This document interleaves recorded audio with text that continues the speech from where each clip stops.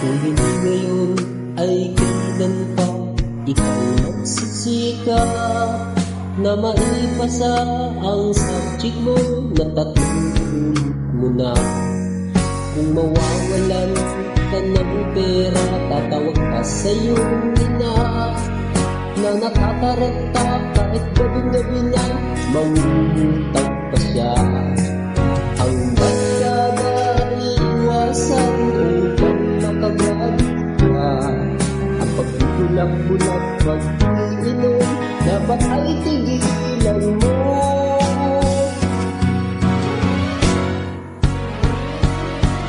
Ang kailangan mo ay kunting tiyaga sa iyong pag-aaral. Ang isipin mo, ang magulang mo na naghihirap sa'yo.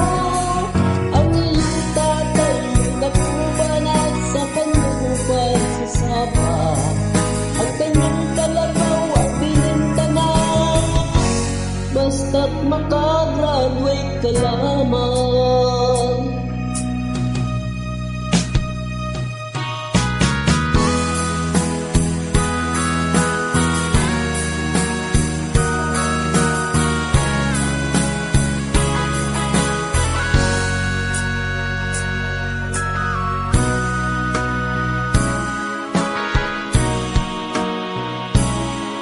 Kung hindi ngayon ay kailan pa ikaw magsisika na maipasa ang subject mo na tatlong ulit mo na.